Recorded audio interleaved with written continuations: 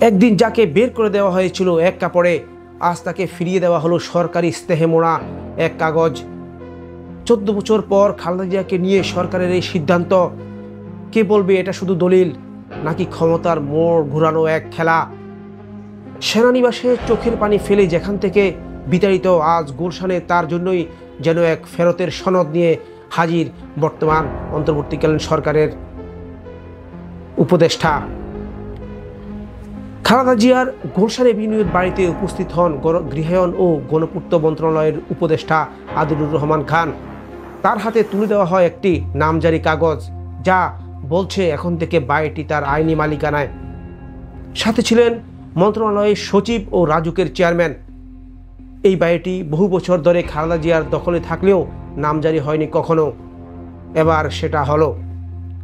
2010 সালের 13 নভেম্বর ঢাকা সেনানিবাসের মইনুল রোডের 9 বিঘা বাড়ি থেকে জোর করে উচ্ছেদ করা হয় খালেদা জিয়াকে। তিনি তখন কাঁদতে কাঁদতে বলেছিলেন, তারা আমার দরজা ভেঙেছে, টেনে হিসেবে বের করে দিয়েছে, আমি নিজে ইচ্ছায় বের হইনি। এই বাড়িটি 1981 সালে শহীদ জিয়াউর রহমানের মৃত্যুর পর এরশাদ সরকারের বরাদ্দে পেয়েছিলেন খালেদা জিয়া, কিন্তু 2010 সালে আওয়ামী লীগ সরকারের আমলে সেটিকে অবৈধভাবে বরাদ্দপ্রাপ্ত ঘোষণা করে তাকে সেখান থেকে উচ্ছেদ করা হয়। 14 বছর পর সরকার তাকে দিল আরেক বাড়ির কাগজ, তবে সেটি সেনানিবাসের ওই বাড়ি নয়, বরং গুলশান এভিনিউয়ের বাড়ি, যেখানে তিনি এখন থাকেন। সরকার বলছে এটি শুধুই নিয়মতান্ত্রিক নামজারি, কিন্তু প্রশ্ন উঠছে এতদিন পর কেন, এখন হঠাৎ কেন? রাজনৈতিক বিশ্লেষকরা বলছেন এই পদক্ষেপ একটি শান্তির প্রস্তাব বা সম্পর্ক মেরামতের নমনীয় ইঙ্গিত।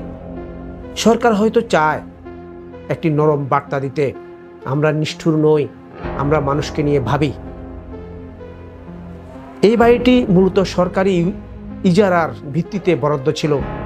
নিয়ম অনুযায়ী মালিকানার নাম পরিবর্তন করা যেত, কিন্তু হয়নি। এখন এই নামজারির মধ্য দিয়ে সরকার আইনি স্বীকৃতি দিচ্ছে খালেদা জিয়াকে, কিন্তু অনেকেই বলছেন এটা আইনের কথা নয়, সময়ের কথা। ক্ষমতার ভাষায় এখন একটু নমনীয়তা দেখানো দরকার। অন্তর্বর্তীকালীন সরকারের অনেক সিদ্ধান্তে এখন মানবিকতার রং লাগানোর চেষ্টা চলছে। বিএনপির নেতাকর্মীরা বলছে যে বাড়ির জন্য নেত্রী কাঁদলেন সেটা হয়তো নয়, কিন্তু এটাও একটা মর্যাদার প্রতীক।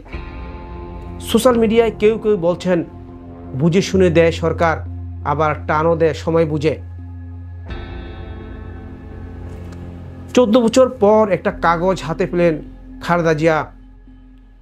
এটা সেই কাগজ নয় যেটার জন্য তিনি কেঁদেছিলেন, কিন্তু হয়তো এটা সেই সান্ত্বনার দলিল যেটা এক রাজনৈতিক যন্ত্রণার স্মৃতিকে খানিকটা মুছে দেয়।